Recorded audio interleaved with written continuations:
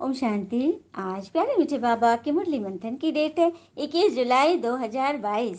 तो आज मीठे मीठे बाबा ने हमें कहा है सदा खुशी में रहो।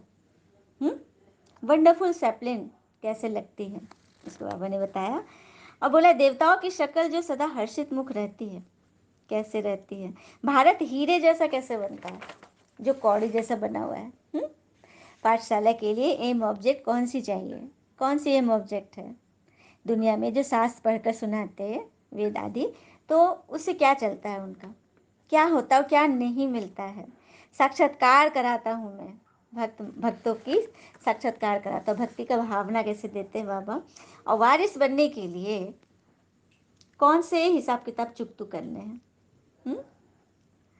श्रेष्ठ कर्तव्य कौन सा है, पवित्रता की राखी क्या है, पास विद ऑनर कैसे बनेंगे, कौन सी स्मृति सदा रहे जो हम हर पेपर में फुल पास हो जाए। परमात्मा प्यार के पीछे कुर्बान होने वाले बच्चे क्या बन जाते हैं, क्या मिल जाता है उन्हें, कौन सा हीरा मिल जाता है। चलिए हम सब सुनते हैं। बाबा ने कहा मीठे बच्चे सदा खुशी में रहो तो स्वर्ग की बादशाही का नशा कभी भूल नहीं सकता।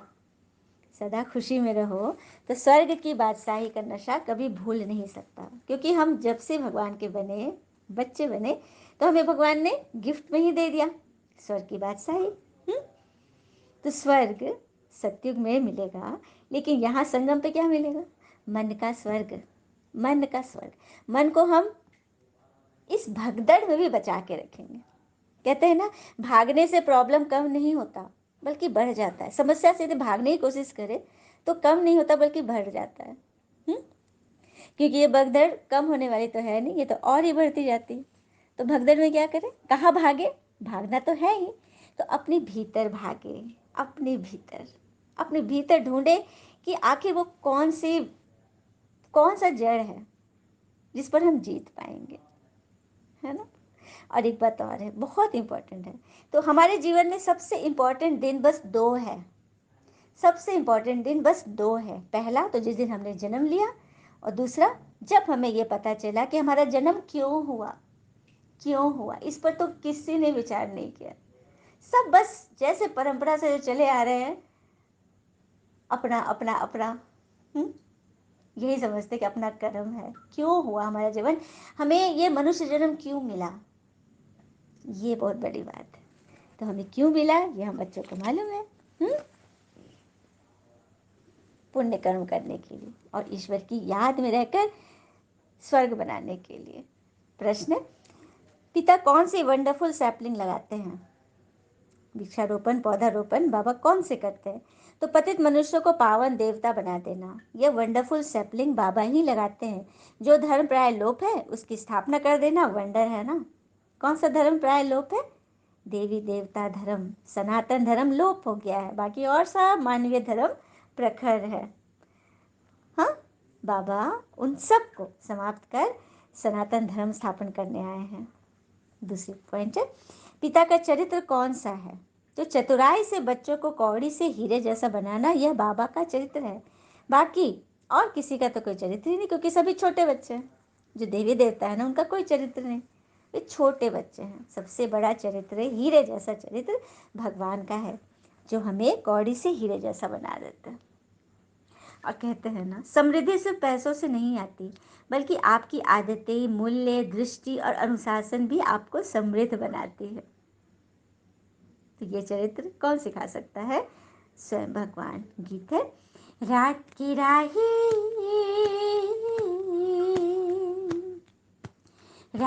राही थक मत जाना, सुबह की मंजिल दूर नहीं, थक मत जाना हो राही, थक मत जाना रात की राही।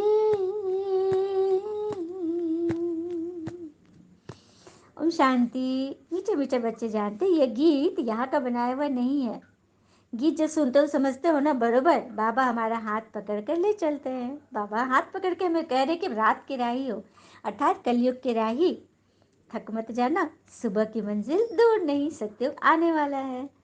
तुम जानते हो ना, घोर अंधेरा है, ठोकरे ही ठोकरे खाते रहते हो। बुद्धि भी कहती है एक बाबा ही है जो स्वर्ग की सचखंड की स्थापना करने वाले, भगवान ही आकर स्वर्ग की स्थापना करते हैं ना। फिर बाबा ने कहा तुम्हें अंदर बड़ी खुशी होनी चाहिए। आत्मा को अंदर खुशी होती पता है किस चीज़ से? ज्ञान श्रीमत से। उसे पता है कि श्रीमत पर चलकर हम स्वर्ग के मालिक बन रहे हैं। तो पहले अपने आप को तैयार करना है। ये ज्ञान पहले, ज्ञान स्नान पहले खुद को करना है। अब जैसे प्लेन क्रैश होने के समय जो अनाउंसमेंट होता है कि सभी अपने अपने कैप पहन ले, मास्क पहन ले, पेटी बांध ले, करते हैं ना कि अपने आप को फिट रखने के लिए। तो जो खुद पहले मास्क पहनेगा वही ना किसी दूसरे को मास्क पहनाएगा। ऑक्सीजन मास्क जो होता है सबके केबिन के ऊपर में, पहले खुद पहनना पड़ता है। आप खुद नहीं पहनो, दूसरे को क्या पहनाओगे? तो पहले खुद की केयर करो, सेल्फ केयर करो, और फिर औरों को बचाओ। तो आत्मा पहले खुद खुशी से भरपूर होती है, फिर औरों को करेगी। देवताओं की शक्ल कितनी हर्षित मुख है। बाबा लायक बनाते हैं और रावण न लायक बनाते हैं। रावण न लायक बनाते हैं। चलिए रावण के बारे में सुनते हैं। जब राम जी रावण वध करके घर लौटे अयोध्या, तो कौशल्या माता जी ने पूछा कि तुमने रावण को मार दिया राम? तो राम ने कहा रावण को मैंने नहीं मारा। राम ने कहा रावण को मैंने नहीं मारा, रावण को मैंने मारा।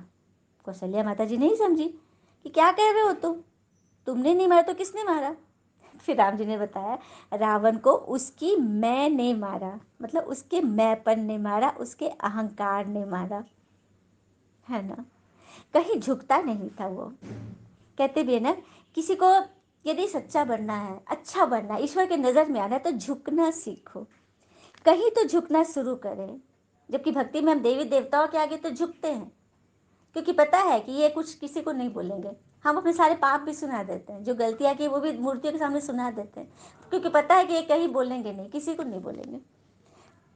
मूर्ति के सामने नहीं, किसी ऐसे शख्स के आगे, चाहे आपका बच्चा हो, कोई भी हो, आप उसके सामने झुकना सीखो। एक हैबिट तो बनाओ कि मैं अपनी गलती मानता हूँ, नहीं तो वो अहंकार आपके अंदर इतना बढ़ जाएगा ना कि आप फिर किसी लायक नहीं रहोगे।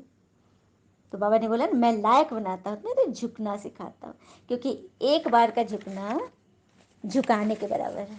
आप जब झुकोगे ना तो लोग झुकते हैं। ठीक है, पहले आपको करके दिखाना होगा, डेमो देना होगा।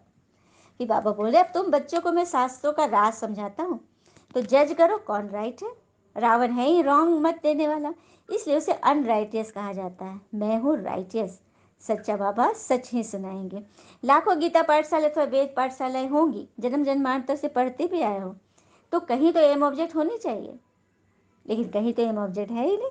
जो कुछ पढ़ते सास आदि सुनाते तो शरीर निर्वाह अर्थ चलता है, सास सुनाते प्रवचन आदि करते तो पैसे जमा होते, जो तो शरीर निर्वाह चलता है। लेकिन मुक्ति जीवन मुक्ति तो कोई पा नहीं सकते। या भगवान को पाते हैं क्या? नहीं। वे सास सुनाकर प्रवचन करके क्या भगवान को पा लेते हैं? बिल्कुल नहीं। तो यहाँ तो तुम भगवान को पा लिए हो, सम्मुख, भगवान तुम्हारे सम्मुख है, इससे तो तुम खुश रहते हो ना। फिर बाबा समझाते जो जिस भावना से जिसकी भक्ति करते हैं वो भावना पूरी करने के लिए मैं साक्षात्कार करा देता हूँ। भक्ति में कईयों को हमने सुना है कि नौदा भक्ति करने वाले कि मैं भगवान के दर्शन हुए, मुझे स्वप्न में देवी माँ आई, मुझे साक्षात्कार हुआ। तो ये साक्षात्कार किसने कराया? बाबा ने। भक्ति के फल में उनकी भावना पूरी करने के लिए भगवान ने उन्हें साक्षात्कार कराया। तो बस उसी से वे समझ लेते, खुश हो जाते, हमें भगवान मिल गया।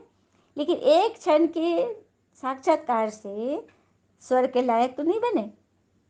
अब जब मीरा ने श्री कृष्ण को पाने के लिए कितने यत्न सहे, जहर दिया गया, क्या क्या नहीं किया गया उनके उनके साथ, कितने कष्ट दिए गए, उसने सब सहा। तो आज मीराबाई का कितना गायन है ना। तो क्या हम भगवान के लिए अब कुछ थोड़े थोड़े छोटे बोले बोल नहीं सह सकते?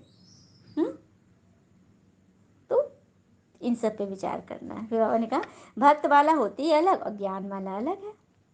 फिर बाबा ने कहा अब देखो राखी का त्यौहार आ रहा है, इस पर भी समझाना पड़े। राखी है ही पतित को पावन बनाने की, प्रतिज्ञा करो, अपवित्र को पवित्र बनाने का रक्षाबंधन। अच्छा, मीठे बच्चों प्रति भगवान की नमस्ते, हम बच्चों के प्यारे बाबा को नमस्ते। धारणा के लिए मुख्य सार, पहले पॉइंट, वारिस बनने के लिए अपने सब हिसाब किताब कर्म बंधन चुकतू करने हैं। बाबा की जो राय मिलती है उस पर ही चलना है।